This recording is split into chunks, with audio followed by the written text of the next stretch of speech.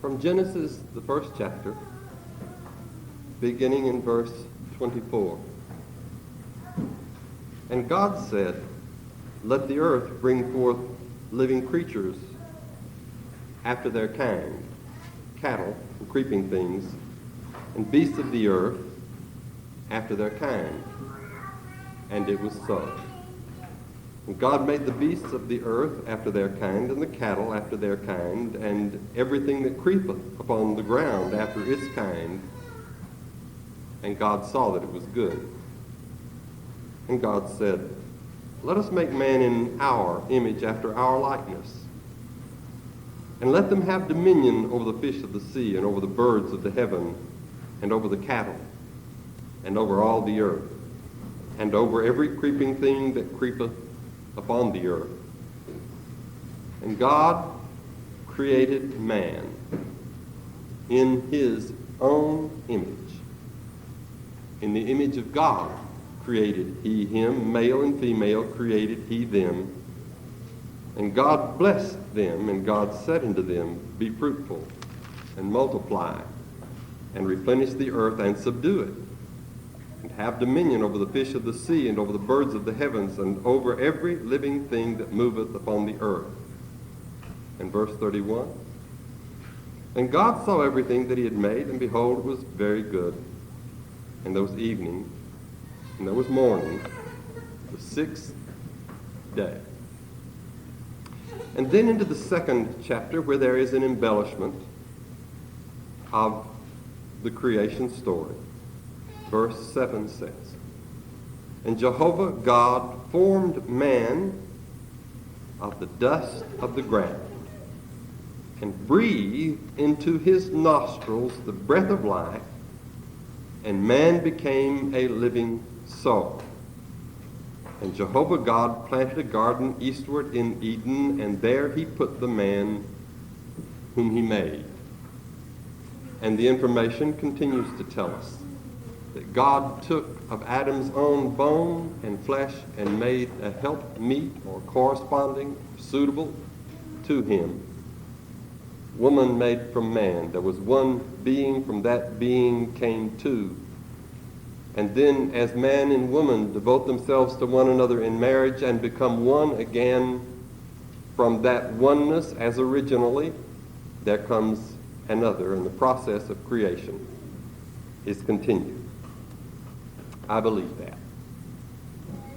I believe what the Bible says about what man is, about where man came from, about what man's responsibility is.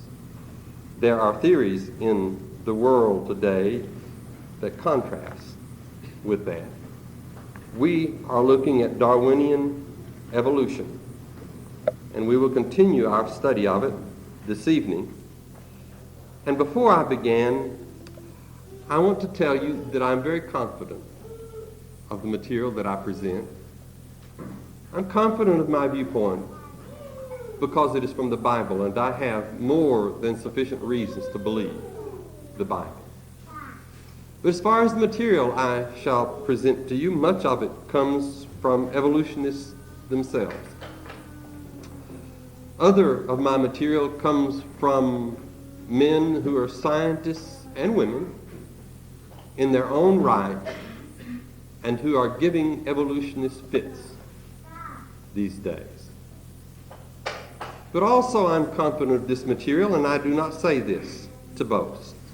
I say it because what people sometimes expect is, if they go to a church building and they hear someone speaking on the subject of evolution, they expect to simply disregard it as some right-wing view, some, what do they call the religious right, and on and on. But I must tell you that I have presented material along this line in college classrooms. I presented it to assembled college faculty. I've had plenty of opportunity to have my material tested. Not everyone has agreed with the conclusions, but they have not found room to fault the material. We will study the material together. You must consider the material and what you believe about it. I believe the Bible. But there is another reason I am confident of the material I shall present to you this evening. This specific material, the last time I presented it was in a public auditorium in Prague, in the Czech Republic, this past spring. I had gone there by invitation to do that. I do not know what or who everybody is or was who was present. But there are three people there who I did know about, and they interested me. And I spoke confidently before them, but I was very interested in what their reaction was going to be. One man identified himself at the reception table as an evolutionist, as a professor of genetics in the university there in Prague, though he did believe in God. And so one of the people at the reception table came down to me and said, "You have a genetics professor here this evening who is an evolutionist," and pointed him out. And so I decided while I was talking I would watch him, and I did. And he was taking notes extensively in the beginning, and there were to be questions afterwards, so I thought, what is this genetics professor going to ask me? And when the session was over, he asked one question, and it grew out of a misunderstanding. I do not know whether it was the way I expressed it or whether it came by way of translation, because everything I said was translated. But he found out that on the subject about which he asked, we agreed. And that was the only question he asked. And then he was very cordial in his remarks afterward, and he went back and took many materials from the reception table before he left to go home. That was interesting. A genetics professor, and he did not challenge what I said. He did not try to tell me I was wrong. Then there was a man there who had been an atheist. He was a heart surgeon. I had had some conversations with him, and he came to the evening that I spoke on this subject. And afterwards he commended the material. He said that it was interesting and convincing. And so I felt assured again. But perhaps the man I was most concerned about was a man whom many of you have seen, Dr. Josef Shevestov, who is a world-renowned scientist, a geneticist, a plant pathologist. He was invited to the United States by Iowa State University. The head of his department, or the department that invited him here after his 4 months, says, "Joseph, you have taught me more than the previous head of this department taught me. You taught me more in 4 months than he did in 10 years. He also lectured at the University of Minnesota. He lectured at the University of Missouri. Texas A&M sent for him information about the work he was doing, and our government took enough interest in his work that they gave him a grant to coordinate the work of scientists in Europe and the United States. His project is through genetics to develop a strain of grain, wheat, and rice that genetically will be able to resist disease and insects, and he is making progress. He discovered 4 genes that no one ever knew those grains had while he was here in the United States." I had studied many times with Joseph. He became a Christian, but we never did get to the subject of evolution. So I watched him as I began, and he was not entirely comfortable, it seems, but after a few minutes he relaxed. And after it was over, he seemed to apologize for never having thoroughly examined the subject of evolution himself. And he said, "Dale, we were taught this and indoctrinated in this in secondary school.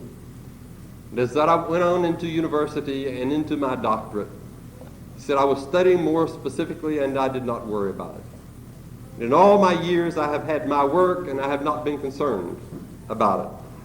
but you did an effective job in pointing out the weaknesses of the theory of evolution. I was gratified. So as I speak this evening, the things you will hear have been things that have been tested. There have been astute scientists who have listened to this material, and that without complaint. I want to again emphasize what we're talking about when we talk about evolution. I am not talking about adaptation through natural selection. I believe that the unfit will not survive. But eliminating things through natural selection is not what evolution needs. Evolution needs something that will originate, and natural selection only eliminates. The process of evolution does not work through adaptation by natural selection. I'm not talking about varieties. I'm not talking about selective breeding. I'm not talking about reaching as far as genes can reach. I'm talking about new genes, new genetic information coming into being that can produce new life forms. Do not believe that can happen. I do not believe it has happened. I do not believe anyone can show a way that it can happen. So when we believe in varieties, when we believe in adaptation, when we believe in selective breeding, if evolution simply means change, can change occur in living forms of life? Without doubt, and without question, and observably so. So, I guess anyone observing life carefully at all must believe in evolution with a small e. We talked about the roses last evening and new varieties that are developed all of the time. But it draws from a gene pool, and there's an optimum that it can reach, and there are limits beyond which roses can go. And no matter how much change takes place inside the family of roses, the roses never will become an apple tree. Evolution needs to come up with something that makes roses turn into apple trees. Change, yes. Microevolution within bounds. We studied in the Bible just a moment ago that everything is to produce after its kind. That does not even use the word species. It says kind. Where something has the ability to interbreed, that is a kind. Changes can occur, but there are limits to that change. Genetics determines that. We are talking about evolution with a capital E, macro, large evolution, that turns alligators into birds, that turns apes into men.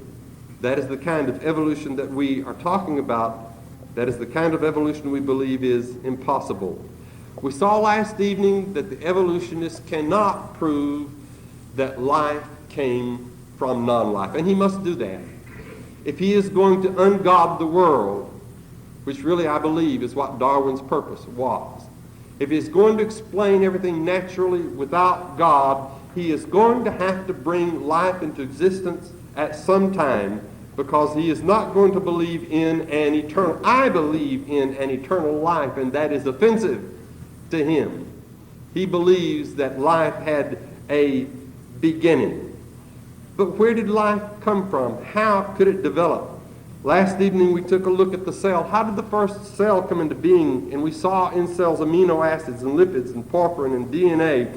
We saw that there are things inside the cell that cannot exist together except in a living cell. They would destroy one another naturally.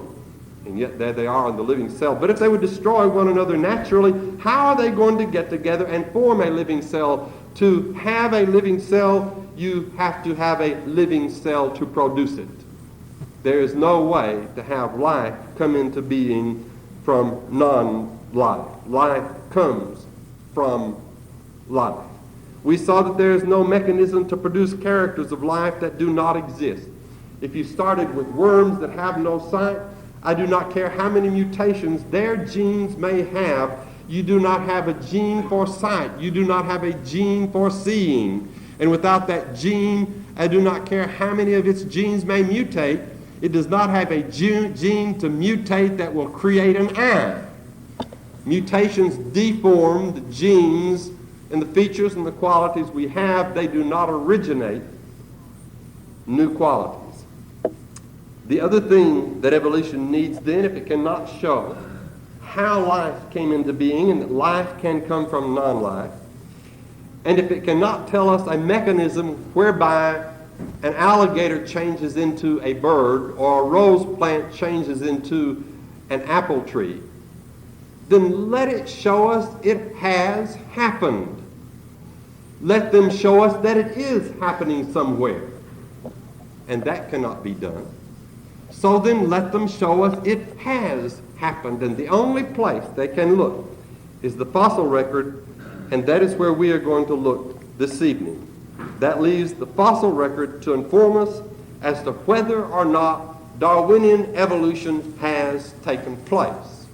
And here's a scientist who says that.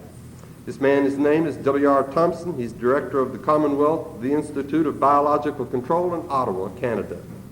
W.R. Thompson is his name, and he says, therefore, if we found in the geological strata, in the layers of the Earth's crust, if we found a series of fossils showing a gradual transition from simple to complex forms, if we could find in the fossil record algae turning into a cephalopod, if we could find a cephalopod turning into a fish, if we could find a fish turning into a frog, this is what he is saying, a gradual transition from simple to complex forms, and could be sure that they correspond to a true time sequence, then we should be inclined that Darwinian evolution had occurred, even though its mechanisms remain unknown. We challenged the mechanism, and its mechanism remains challenged, and it is giving the evolutionists a great deal of trouble today. But what about the fossil record? Are we going to find there simple life forms turning into more complex forms? I'm going to read to you from Darwin's Origin of the Species. This is from the Harvard Classics edition, page 178 and 179. These quotes are taken from. And Darwin says this. What we're talking about now is, if we started digging out here in my backyard and dug down so far, would we find apes? And if we dug a little bit further down, would we find lower forms of mammals? And if we dug a little further down, would we find birds? And a little further down, and then find alligators? And a little further down, find fish? And a little further down, find evidence of worms? And then finally, algae? Is that what we would find if we started digging out there? This is what Charles Darwin said. First, he's talking about objections to his theory. Why, if species have descended from other species by fine gradations, you have a little life form here that forms a little new quality, just a little one. You've got a little rat, and there are little bumps that begin out on his side, and they begin to grow, and they form a leading edge, and they begin to become scalloped and finally along the backs after many, many generations. And finally he becomes a bat. Can you imagine how many slow gradations and changes there had to be between the rat and the bat? If all of those occurred, Darwin is saying, why do we, and if that happens, why do we not everywhere see in the present world, why do we not see innumerable transitional forms? Have you ever wondered that? If evolution is such a valid principle, why don't we see it happening? Why is not all nature in confusion instead of the species being as we see them, well-defined, or as the Bible says, after their own kind? What Darwin says is, what we see is what the Bible describes. Why don't we see what I believe?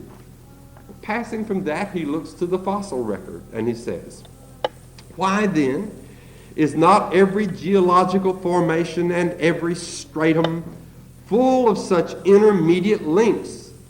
Geology assuredly does not reveal any such finely graduated organic chain. He says you look in the rocks and you do not find the missing links. The changes are not there.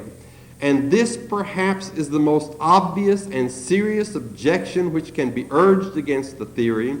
The explanation lies, as I believe, in the extreme imperfection of the geological record, but 145 years of continuing to search, finding whole fossil graveyards, the abundance of fossils that we have now, saying that the fossil record is inadequate is itself an inadequate explanation. And there are many creationists, there are many evolutionists who are giving up, expecting to find what should be there, and they are seeking themselves different explanations. What does Darwin say in his Life and Letters, Volume 3, page 25? He says, "There are 2 or 3 millions of species on Earth, but it must be said today, in spite of all of the efforts of all of the trained observers, not one change of one species into another is on record." They cannot produce life from non-life. They cannot tell us the mechanism by which one form of life changes into another life. We saw one evolutionist saying that we cannot find it there, but we can find it in geology and in the rocks. Then we can at least prove it whether we understand that it has happened or not. Darwin is saying we cannot prove it. And 145 years later, what he says is still so. There is not one life form in all of the rocks that is in the process of turning into something else. People speak of the missing link. In a moment, we will get an idea of how many, just an idea of how many missing links there are. Again, in his Life and Letters, Charles Darwin says, "We cannot prove that a single species has changed." That indeed, I believe, is a damaging censure of Darwinian evolution. His ideas are not found in the fossil record. No wonder then, as I repeat a couple of things I told you last evening, that Colin Patterson, who was the chief paleontologist of the British Museum, came to the United States in 1981, and he assembled scientists over here in New York City at the Field Museum, not the Field Museum, the Museum of Natural History. And he said to them, "I woke up one morning after 20 years of teaching evolution and asked myself what I knew for a fact about evolution. And I decided I did not know anything for sure. What do you know for sure about evolution?" And the response from those assembled scientists who have a museum that advances the theory of evolution said nothing. They did not know anything for sure about evolution. He went to the Field Museum of Natural History in Chicago, larger than the one here in New York City.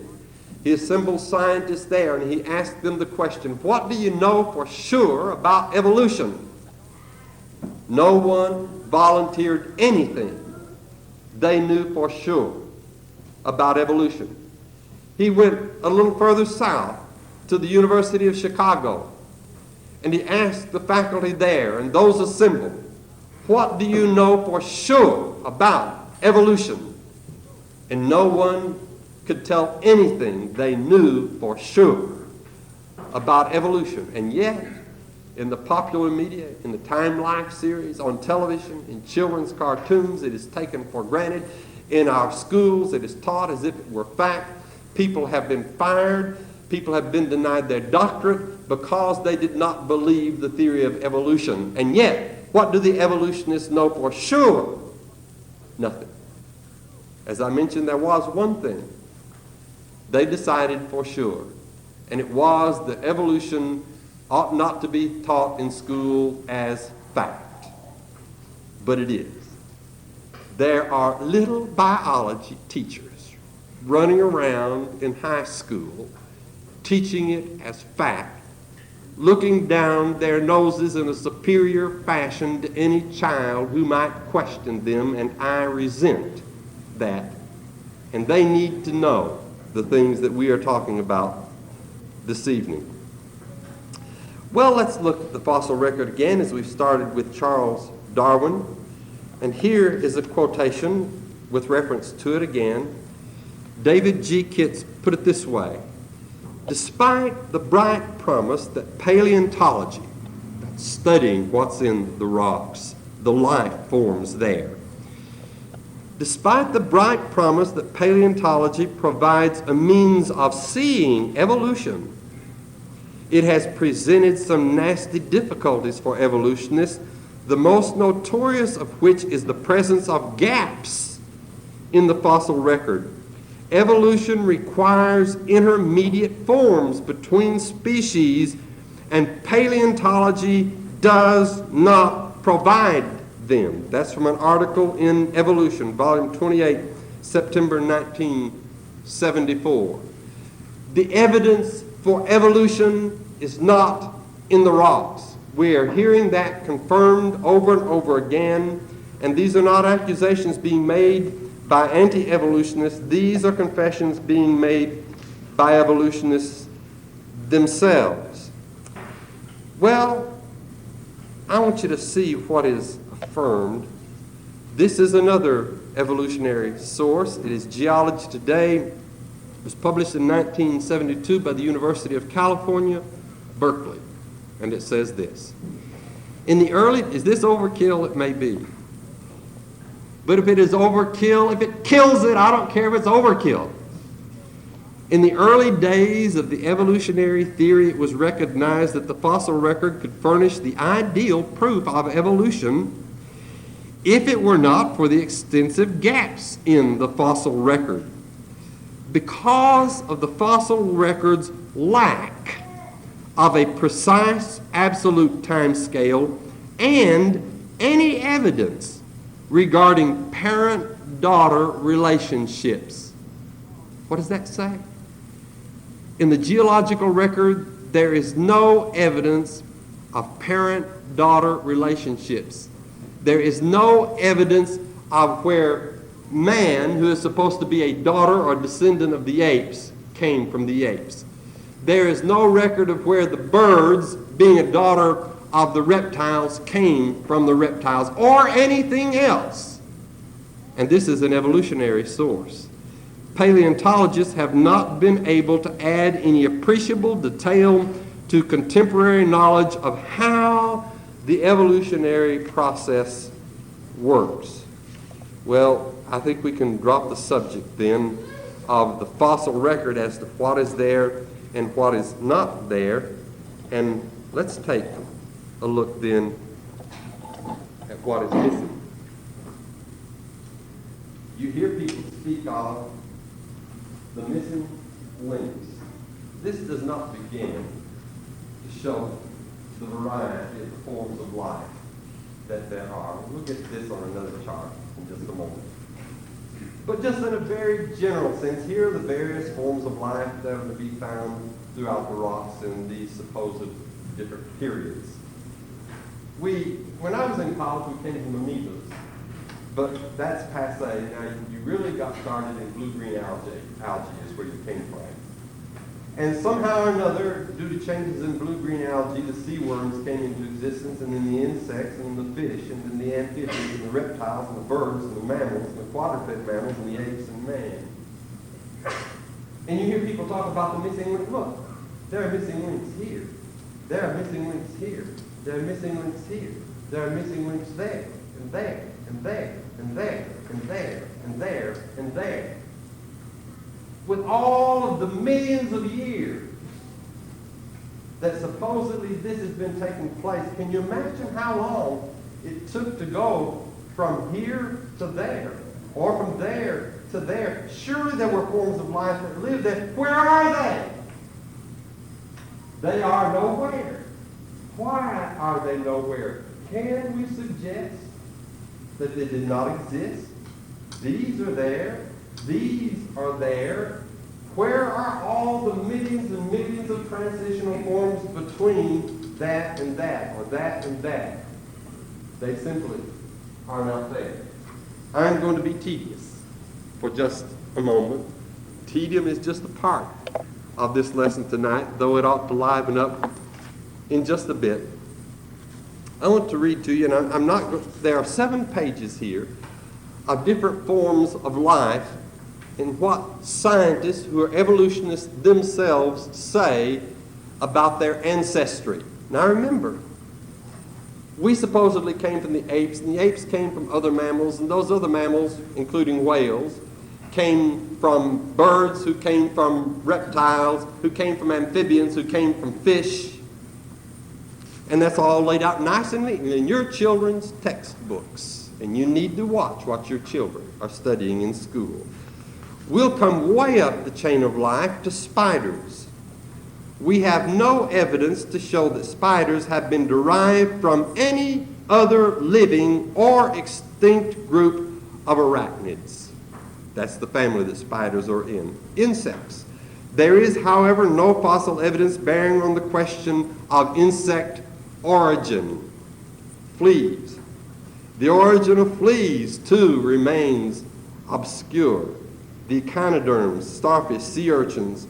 The fossil record of the echinoderms is one of the best, but the record does not throw light upon the origin of the phylum, nor upon its possible relations to other phyla, the vertebrates, animals with backbones, spines. As our present information stands, however, the gap remains unbridged, and the best place to start the evolution of the vertebrates is in the imagination. Fish. The geological record has so far provided no evidence as to the origin of fishes, the reptiles. There is no direct proof from the fossil record, but we can readily hypothesize, guess, the conditions under which the origin of the reptiles, came about. Snakes. The place where snakes originated is unknown. Their family tree is still adorned with question marks rather than branches. Birds. Nearly a century after the publication of Darwin's Origin of Species, there are still monumental problems that remain to be settled about the succession of life. This is especially true of birds. The rodents. The question of their origin must be left open. Rabbits and hares. The origin of these animals is uncertain. Elephants. The origin is obscure. Sea cows. Their origin is still a mystery to men of science. Aardvarks the same. Horses. The real origin of horses is unknown. Well, I thought it came from little Eohippus. That's passé, and you've just not been keeping up if you think that. Now, using an evolutionary time scale, horses such as our modern horses now have been found that far precede that little animal, which was simply a little animal that became extinct. There's no evidences that horses came from them. Yet, you will find in your children's school books Eohippus growing and growing until it becomes a horse. That's found in the imagination like some of the other of these things. The primates. How much of this to read? It is clear that the earliest primates are not yet known. Man. There is still no general agreement as to where true Homo sapiens, the men of our own species, developed. Each authority has his own theory for which he will fight like a mother for her child, and that's exactly right. And then finally, everything. We do not actually know the phylogenetic history of any group of plants or animals since it lies in the undecipherable past. All of that being so, it appears to me that the evolutionist could be a little more humble, not so dogmatic, and certainly not as arrogant as he is today. But if you've ever opposed them, and if you've ever watched the news and what they think about what they call the religious right, you can see the abundance of arrogance that is there. But how, if that is so, did all of this come to look so impressive? When I was in school, we felt that the fossil record was our greatest enemy if we believed in God, and that is the popular field. Doesn't that prove evolution? It does not even come close from all of the information we have looked at. But again, how did it come to be so impressive? Well, here's the geological column, the different forms of life. And this, of course, is just very, very brief. But here's what happened. They find a crustacean in a rock somewhere, and they bring it someplace and they put it here. And they find a saber-toothed tiger and evidence from his tooth or some part of his body somewhere, and they bring it and they put it here in the sequence. And they find an ape and they put it here in the sequence, and they find a coelacanth and they put it here in the sequence. And they keep finding all of these things, and they put them where they should be according to the theory of evolution. Then when they're over, they're through, they say, look at that. Evolution. Well, they're the ones who put it together according to the theory. And of course, the theory is that the complex has come from the simple. Well, we can examine that. If you have things that are similar, and one is more complicated than the other, does that mean that the one more complicated came from the other? What about the paintings of Van Gogh? Aren't there similarities there? You can look at that and say, I can tell you who painted that. Van Gogh painted that. Whether you've ever seen the name on it or not. Oh, there's another Van Gogh, because you recognize some similarity. Similarity is there, and so they say one came from the other. Did Van Gogh's irises come from this one that looks like he's had a dose of cocaine and is seeing stars? No. It is simply his style imprinted upon his creation. Similarity does not necessarily indicate descent. And some of you have heard me go through this process. We will go back about 500 million years, and there was a little earthquake, and a rock up here on top of a mountain was shook loose, and it rolled down the hill, and it happened to hit in such a way that it was carved into planes on the side, but very round on the outside, and when it got to the bottom, it was a wheel. And so, using its newfound ability to roll, it rolled around for millions of years, but it got bored with doing that, and so with urges in itself and powers resident within itself, it began to push something out on the side there, and it kept growing. But as you know, a mutation seems it would begin to give you trouble if you're rolling along and you've got this thing sticking out there. It's going to stop and get you. So it just formed a wheel on the other side. Now you've got a pair of wheels. But that wasn't much use, so it began to grow something on its back, and after a few million years it had a bed, and it was an ox cart. And somewhere or another an ox developed to pull the ox cart. But that was kind of unwieldy. It would go backward and forward on its wheels, so it sprouted another pair of wheels up front after a few million years. And given a few million more years with powers resident, I mean, you can see, can't you see some similarity between a wagon and an ox cart and a wheel? And it developed an internal combustion engine and a windshield and windshield wipers and air conditioner and a transmission. It developed all sorts of things that became an automobile. And one day, driving along the highway, it came to the top of a hill and hit it with pretty good speed, and it just felt, I can almost just keep going. So with that thought and powers resident in itself, it began to sprout things on the side. And after a few million years, they grew out there and developed another kind of engine. You had an airplane. And after a while, that just got streamlined. It kept reaching higher and higher so that it became a rocket to take it to the moon. Now you can line those things up from the simple to the complex with powers resident within itself and no outside energy or design put in. Did the rocket come and descend from the wheel? Again, if I told you that this evening, you would know what kind of siren vehicle to call for me tonight and where to take me. But that is what the evolutionists insist has taken place. You go from the simple to the complex must have come from the simple. And because you can line them up in order as they have lined them up there, it proves one came from the other.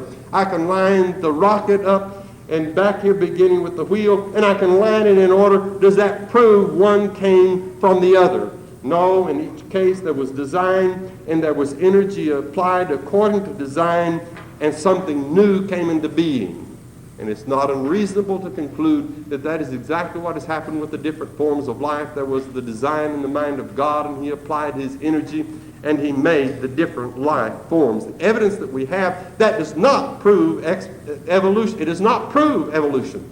They first of all put it together and suggest to you that it must prove evolution, and it does not any more than the sequence we lined up proves that the rocket ship came from forces resident within itself or in a wheel from the wheel. I must say again, not one form of life has been found in the process of acquiring or achieving the characteristics to turn it into a higher form of life. Which brings us to the long evolutionary ages.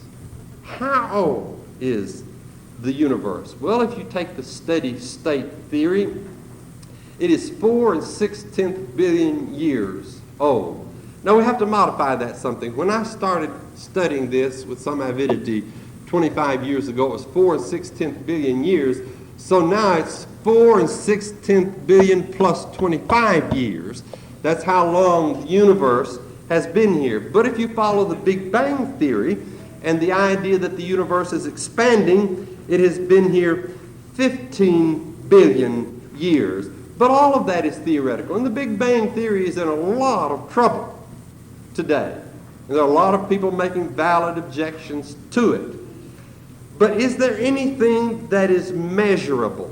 Yes, there is something that is measurable. Let's talk about solar neutrinos. They bear upon the subject of the age of the Earth and Sun. A neutrino is an atomic particle, as small as any particle in the universe. It is so small it can penetrate the densest of matter. Going through that wall over there would be no problem at all for it. It is as close as something can be to nothing and still be something. And solar neutrinos are the only known particles to reach the Earth directly from the core of the Sun. 26 years ago, Raymond Davis of the University of Pennsylvania developed a solar neutrino trap in the home state mine near Deadwood, South Dakota. The neutrinos tell us about the quantity of helium in the Sun. To the best of our knowledge, the Sun shines by converting hydrogen to helium. Thus, the amount of helium in the Sun is dependent upon how long the Sun has been shining. A Sun 4 billion or 15 billion years old, converting hydrogen to helium all that time, would give us one amount of neutrinos. A young Sun would give us far fewer. Before I tell you whether we get few or many, let me tell you of a remarkable statement made by John Eddy of the High Altitude Observatory, Boulder, Colorado, and reported in Geotimes, September 1978.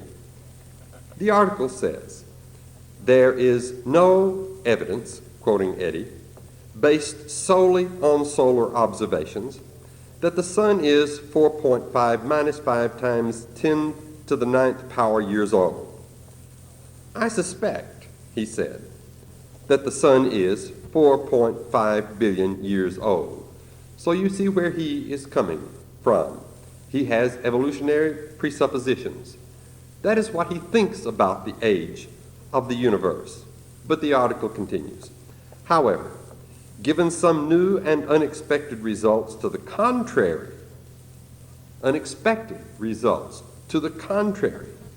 and some time for frantic recalculation and theoretical readjustment, I suspect that we could live with Bishop Ussher's value for the age of the Earth and Sun.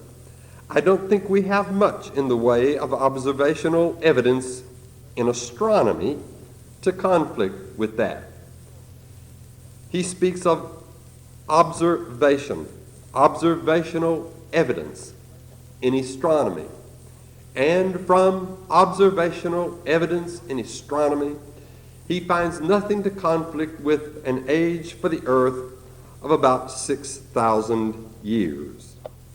Well, Eddy spoke of those unexpected results, and what was unexpected was the negligible number of neutrinos reaching us, indicating low helium content in the Sun's core, indicating a young age. Even the 6,000 years of Archbishop Ussher's Bible chronology would be acceptable according to something we can objectively measure. Even most creationists think that Ussher made some assumptions that were wrong and missed some generations in his calculating. And thus they postulate an age to the sun and the earth of 10,000 to 15,000 years. But the results of this experiment led Roger Ulrich of the University of California, Los Angeles, to conclude this regarding evolutionary theory as far as the age of the universe is concerned. Ulrich says, the theory of stellar evolution is challenged in a very fundamental way. This discrepancy between the theory and observation, a discrepancy between the theory and observation, raises the possibility that the theory is incorrect, so that our conclusions based on the theory can no longer be accorded complete confidence. I'm grateful to see that kind of statement and admission made. It is something we have been calling for a long time. Thus, Jesse L. Greenstein has called evolution's expectations and actual observation. Cook, a former professor of metallurgy at the University of Utah, whose radiocarbon dating methods have put the age of the Earth's atmosphere between 10,000 and 15,000 years, said, the facts do not support the theory of evolution. Here is an accepted dating method, and dating the Earth's atmosphere, we reach a figure of only 10,000 to 15,000 years in age. But what of more recent methods cited by the evolutionists, such as potassium-argon, measuring the decay of potassium into argon to date material? Momentarily, we will examine how much confidence the evolutionists themselves place in these methods when their dates do not suit them. But now back to Richard Milton, and he says, experiments by scientists at the Hawaiian Institute of Geophysics using radioactive decay of potassium to argon to date volcanic lavas found ages ranging from 160 million to 3 billion years. How accurate can it be? That's quite a discrepancy. And yet he said, in fact, the rocks are known to be only 190 years old. 190 years old and dated at 3 billion years. There has to be something questionable about that method of dating. And he says, this example can be repeated many times. So what I want to do now is look at some intriguing games that are played with dating. But to do that, let me go down here and put this chart on the projector. They use measuring things to get all these great ages. And this next chart is going to take a little bit of explanation. Have you got it? Okay.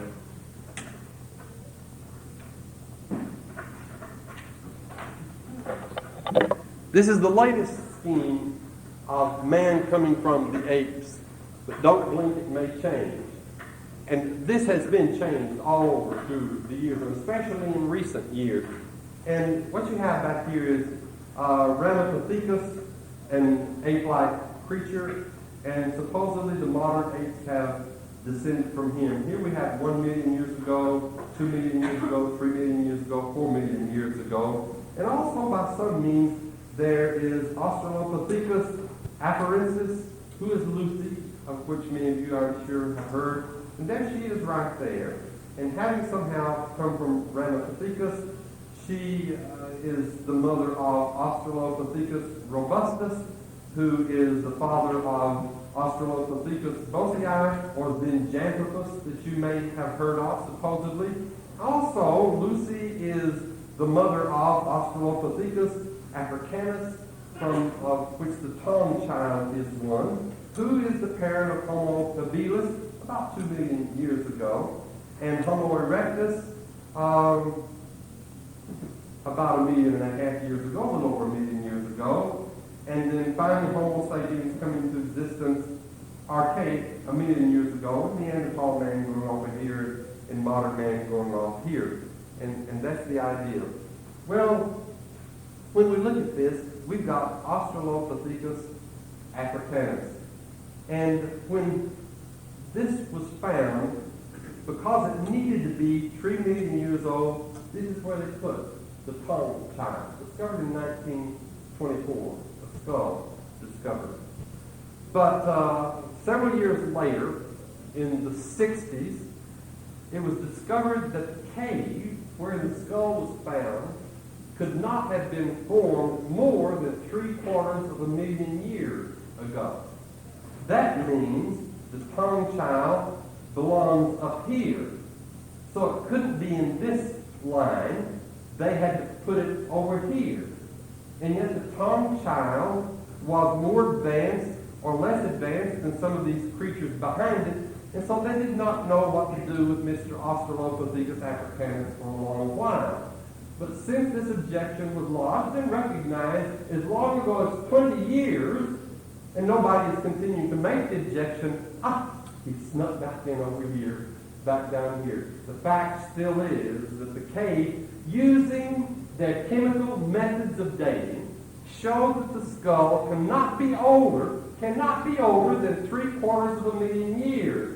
How much do they rely upon their chemical methods of dating? Not at all when it doesn't please them. They throw that out and they put Australopithecus africanus, the tongue child, back here where the theory of evolution says he should go, regardless of all of their dating methods. Then there is the find of a skull which never has been given a name. KNMER 1470, Kenyan National Museum, from East Rudolph, acquisition 1470. I remember when Richard Leake found this. The problem with it is, and this is the problem evolutionists are beginning to have, they would find something and they would date the stratum by what they found there, and they had found little enough that that gave them no problem.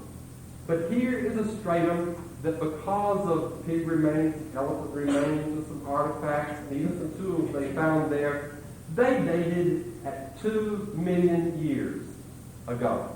No, in fact, 2.9 million years ago. I've got to back it up. Their first application of the potassium argon test gave them dates of 212 million years to 230 million years ago. But the apes and the elephants that they found there, the pigs and the elephants that they found there, and the tools that they found there, couldn't be that old. But that's what their test said. So they said, well, the samples we've got must have accumulated other argon. They had been contaminated by other samples around them. So they went and got other samples, and they got other samples until they finally found some samples that dated 2.9 million years. And that's where it ought to fit. So that's the one they accepted. How did they know that's not contaminated? How did they know that didn't lose some argon? If some of these other things could lose argon and attach itself to these samples, when they got a sample that said 2.9 million years, how do they know that has what? They don't. And so that's how they use their dating method. They keep playing with the samples until they get one the theory of evolution should agree with. But below that stratum, Richard Leake found his skull. And I remember when it hit the magazines, the newspaper, and the evening news. And it was, here is man in modern form, essentially as we are now, 3 million to 3.5 million years ago. Now listen, I've got to tell you, I'm using evolutionary time scale. I don't believe in these numbers. I'm using them accommodatively. I'm using their numbers. What that throws out is all the rest of the Homo habilis specimens. You've got man older than that. He's older than the tongue child. He's older than Neanderthal man. Modern man is older than all of these. When I was in school, this was the progression. 1 million years ago, there was Pithecanthropus erectus, Java man, 1 million years old. Shortly after that, there was Scianthropus Peking man. And after that, Piltdown man, who has now been proved to be a hoax. And after that, Neanderthal man, and after that, Cro-Magnon man. Well, finally, we had to say Cro-Magnon man was a modern man. And you'd be surprised what has happened now that Neanderthal man, see, he's right up here with Homo sapiens. He's not a modern man. He's just a little different, a little rougher looking man, really, is what he was. And he has gone off and become extinct, and here we are over here nice and pretty. But Neanderthal man is one of us. But you see, if we have man back here over 3 million years, that throws this whole thing out. And I mean, they argued for the next 10 years. But they said, but we've got these elephant samples. But they said also, but we've got these pig samples. And there were those who fought between the elephants and between the pigs.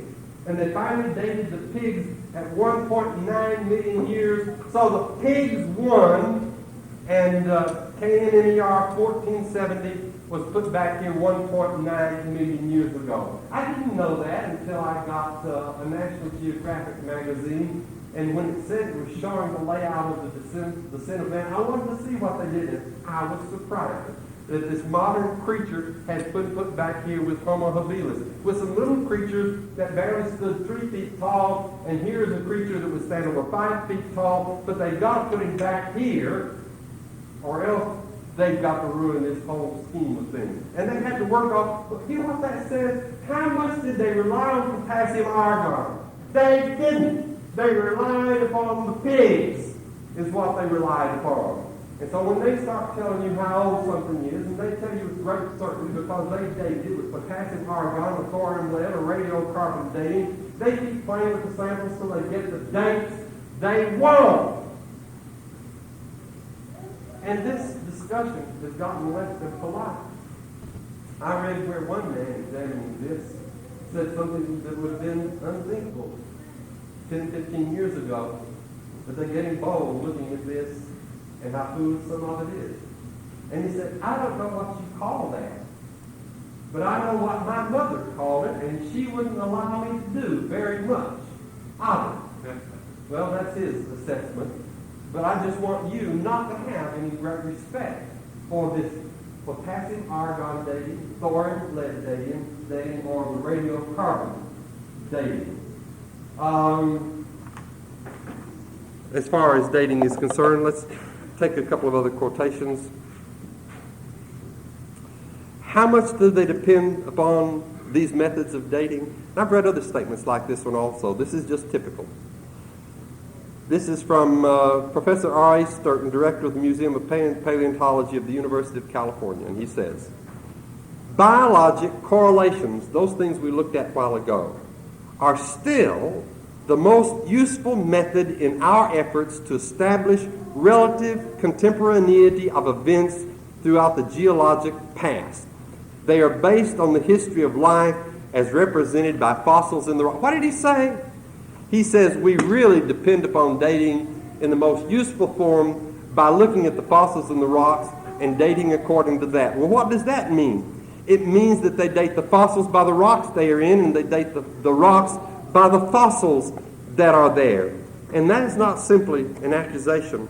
Listen to this admission. And in fact, the book Geology Today that I quoted a while ago said, sometimes geologists are accused of circular reasoning here, and in a fashion, it is, and that's true. And here is this statement. Fossils thus make it possible to recognize rocks of the same age in different parts of the earth. You see, if it's got a fossil of a fish, it's got to be the same age as this fossil of a fish. So when they put it in their time scale, they bring it and they put it right there. Fossils thus make it possible to recognize rocks of the same age in different parts of the earth, and in this way to correlate events and work out the history of the earth as a whole. They're saying, they're just what I told you a moment ago. They furnish us with a chronology on which events are arranged like pearls on a string. In this, and this is that quotation from Geology Today I've written at the bottom of this page, geologists have been accused of using circular reasoning, and in a sense it is. And then R.H. Rastall says, it cannot be denied that from a strictly philosophical standpoint, geologists are here arguing in a circle The succession of organisms has been determined, the organisms and their succession have been determined by study of their remains embedded in the rocks. And the relative ages of the rocks are determined by the remains of the organisms they contain. Now, I've told you this little story before about the cartoon where there was a little geologist, and his little geologist hat and his little short pants, and he's got his little pick, and he's pecking away at this rock. And he pulls something loose and says, "Eureka, I have found it." "What have you found?" "I found this 500 million year old fish." "How do you know that fish is 500 million year old?" "Why, because it's in this 500 million year old rock." "Oh, how do you know that rock is 500 million years old?" "Why, because it had this 500 million year old fish in it." Now that's exactly what I have been reading to you, and that is the most useful means of dating they have. Now that may not sound kind, but they're faced with it and they admit it obliquely, and perhaps we have just made the accusation a little bit more oblique than they have been willing to do this. But I want to go back to the chemical methods of dating just briefly once again, and then we'll leave that subject and get on to something else. As to its significance, the study of the 10-year controversy in dating the KBS tuff, that is the stratum beneath which this fossil was found, this skull was found by Richard Leakey, is tremendously revealing. Whereas the public is led to believe that these dating methods are highly objective and accurate, the scientific literature itself reveals that they are highly subjective. There is no question that rock samples are often manipulated to give a desired result, and we saw how they did that. There's also no question that this manipulation is done in the utmost sincerity and with the noblest motives, but it is manipulation nonetheless. The bad material must be removed to allow the good material to be dated, but there is no way of knowing for sure which material is good and which is bad. The decision, I've written this in to summarize it, the decision about what is good material is material that agrees with the age the material should be according to the evolutionary theory.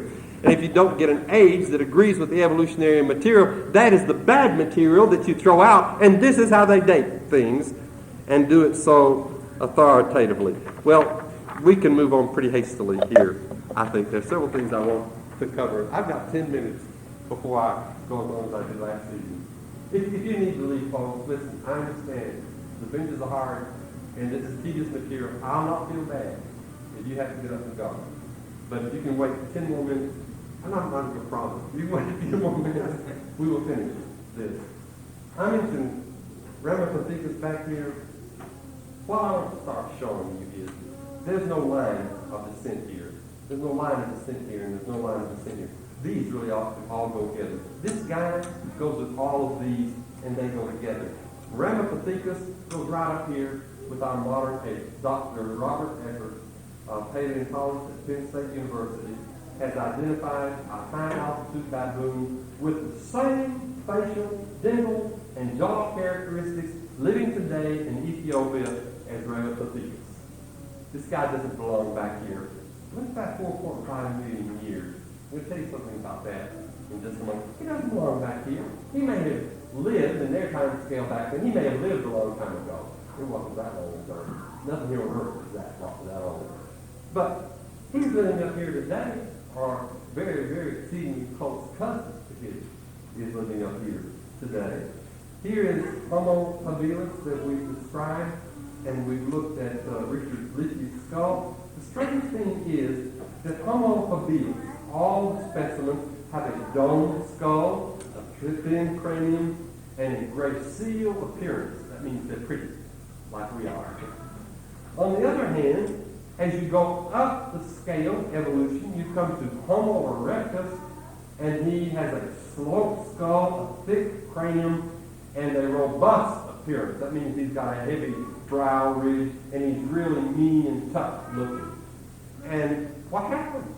You went from thin skull and pretty looking to thick skull and ugly looking, and then you come back to thin skull and good looking again, like all of us are. Well, they're stuck with that because they've got to keep this guy back here. They can't let him go all the way back here and then work out the scheme we went to a moment ago, get him there. So they're going to leave him there, whether he fits there or not. So you've got this 1470 character, and it cannot be classified as man. The reason is because man couldn't have lived back here, where we'll see. And just keep your eye on that 4.5 million years. There are footprints in the Carboniferous period, that is 300 million years ago, which puts them here. They are human footprints, and they are found in West Virginia, Pennsylvania, Illinois, Kentucky, and Maryland. And the strata they are found in are dated what they are because they find these kind of fossils there. But there's also evidence of man there. So why aren't those footprints, I mean, we know what a human footprint looks like. Why are they not accepted as human footprints? Pascal says, and this is an evolutionary source, Fossil Man, page 109, we must be able to doubt where doubt is needful. That's like the footprints out of the Biloxi River Valley, where there are dinosaur footprints, and they have been played up in Ballard, and there's a dinosaur museum there. But old-timers remember that down underneath the silt in that stream of that creek, there were human footprints. So they pumped all of that out and found human footprints. But they really got too ambitious. They took away the bank also in the same strata. They found more dinosaur footprints, and they found some indecipherable footprints, but they were smaller. So they called that human and hypothesized that the human was running from the dinosaurs. Well, the evolutionists have really made capital of that. They have proved to their satisfaction, and they may be right, that those are really baby dinosaur footprints going along with the big mother dinosaur. And I just saw a special on television where they're looking down under the water with these in the creek bed through a box saying, see, those aren't human, and making all sorts of fun of that. But they completely ignored the really human footprints that are there. I've seen molds of them, I've seen casts of them, I've seen pictures of them, I've talked to people who have seen them, and they are there. I saw a geologist interviewed, and he was asked, are these human footprints? And he said, no. And he said, why not? He said, because humans didn't live then. This is when the dinosaurs lived. Folks, did dinosaurs live? Yes, they just didn't live 70 million years ago. They lived contemporaneously with man. Sometimes they became extinct, like other animals have become extinct. And what about them, though? Well, they are clever carvings. There is a way they could have proved that. They could have done what some men I know did. They got permission to go out and dig up, cut away from the stone, one of these footprints. So here is the bottom of the footprint. There's the ball of the foot, here's the heel, here are the toes.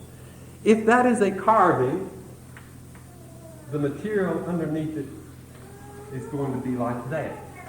I mean, you've got hard rock, and somebody just carves it out. You're not going to disturb what is underneath it. They cut away a cross section, and they found underneath the print striations, pressure striations. It was not a carving. It is a footprint.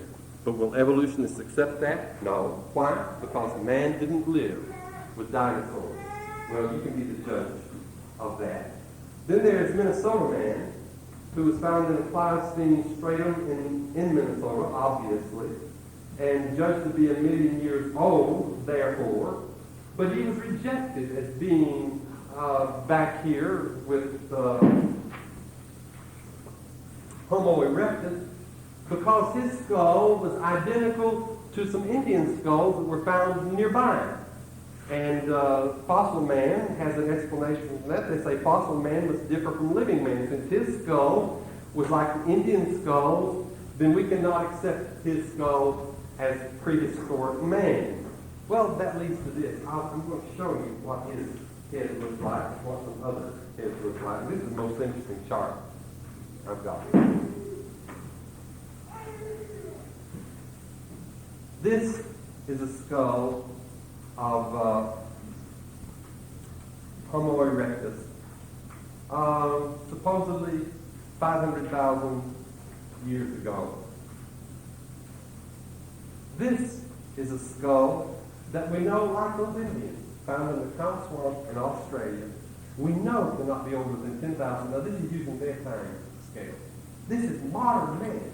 This is Homo sapiens sapiens. This is one of us. How much difference do you see in that skull? Here is the difference. Here is the one that is supposed to be the oldest, Homo erectus. Why? His skull is not as sloped as much as this modern man's skull is sloped. It has a higher ball, has a larger brain capacity than this modern man. Here is this modern man's skull. Here is old Homo erectus and his skull. What does that suggest to you?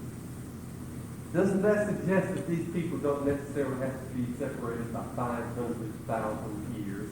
And maybe old Homo erectus is just modern man. The fact is that there are different conformations genetically and also by culture.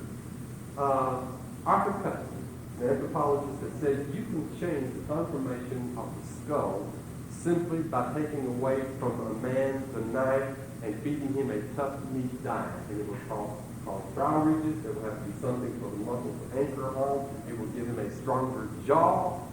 This is created simply by culture. Then there is just wide genetic variability.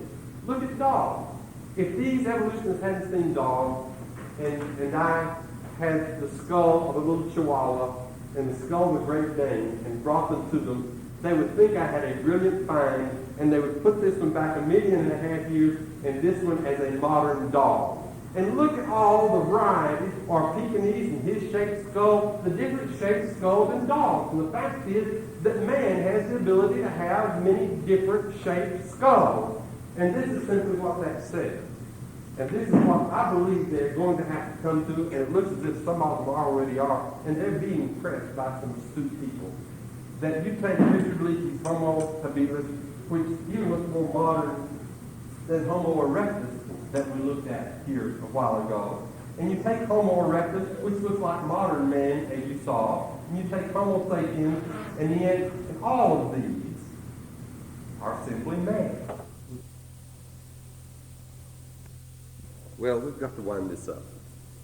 The fact is that men with the skull shape of Java man can be found in the Bushmen of Africa and among Australian Aborigines today. And men with skulls the shape of Neanderthal man can be found among Eskimos living in this century. What that means is that all the Homo specimens are in reality humans, not ancestors to humans. And Australopithecus africanus is just another Australopithecine. And all the Australopithecines, beginning with Lucy, are just a specialized ape that has become extinct. To support the idea that all the Homo fossils are in reality human, simply humans with varied skull morphology, and that less pretty skulls do not keep one from being human, listen to Dr. Robert Eckert, a paleontologist at Penn State University. He says, amid the bewildering array of early fossil hominids, is there one whose morphology marks it as man's hominid ancestor? If the factor of genetic variability is considered, the answer appears to be no. He is saying exactly what we have said, that skulls have different shapes, human skulls have different morphology, and just because we find one that is not so pretty doesn't mean that he is an ancestor. This man says we must consider genetic variability. Now, about this 4.5 million years, I have at the bottom of the chart. First, Mary Leakey found in Tanzania footprints in a stratum dated at 3.8 million years. They have been studied and found to be remarkably human in all detectable morphological features. Did man live at the same time or before Australopithecus africanus or afarensis, that is, Lucy, and before Homo habilis, before Australopithecus africanus? In spite of the evidence, Richard Tuttle says, If the G footprints were not known to be so old, we would readily conclude that they were made by a member of our genus Homo. Now, what that amounts to is, if the evidence doesn't fit the theory, disregard the evidence. And they have done that on this continent with evidence from what they call the Carboniferous period, before when they think reptiles, dinosaurs, and birds appeared. There are some footprints from that period in Virginia, Ohio, Kentucky, and Illinois. But again, the book Fossil Man rejects them, saying, we must doubt where doubt is necessary.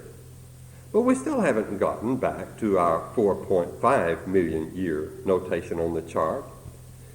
The oldest hominid fossil dates to that time using the evolutionary time scale.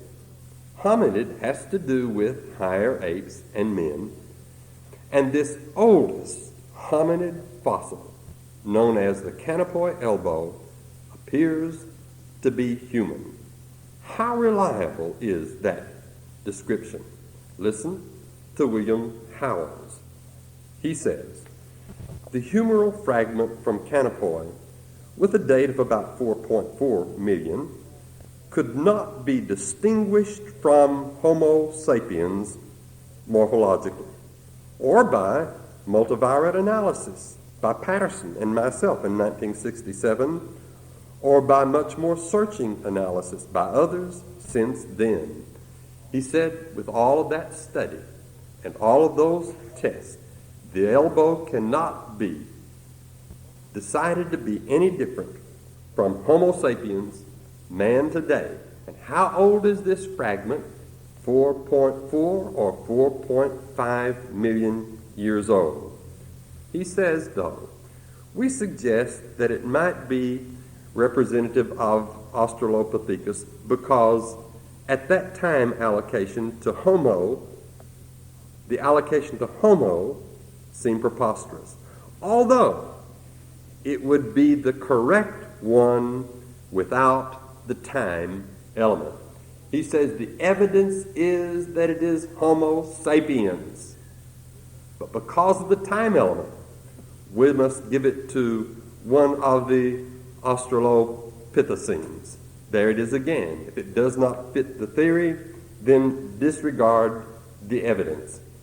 But why don't they just date it more recently and solve the problem? That question puts a finger on the problem. Certain rocks, locations, and strata have already been previously dated for the evolutionary convenience of what was found there then. When later discoveries occur that don't fit with the index fossils, the earlier ones, they must classify the later finds then as something else or disregard them. That is what happened to Richard Leakey's KNMR 1470, remember. It was modern man for the first few years, but because it threw evolution into such confusion, it was demoted to Homo habilis. Rather than lose the significance of earlier finds, evolutionists deny the obvious regarding anything that does not fit the theory. Concerning this Canopoi elbow, the obvious puts man well before Homo erectus, the tongue child, Lucy, and Ramapithecus. Before everything, it puts man before everything that has to do with his supposed evolutionary ancestors. And regarding Lucy, dated just over 3 million years ago, to get the Homo sapiens, she had to undergo 5 million mutational changes in just 3 million years. That is almost 2 mutational changes a year, and that is unbelievable. Well, does the supposed sequence of Australopithecine and fossil hominids give us evolution? The romantic sequences and arrangements we see in Time Life publications and National Geographic. Is this man's history? A few years ago, no one wanting to be considered intellectual would have denied it.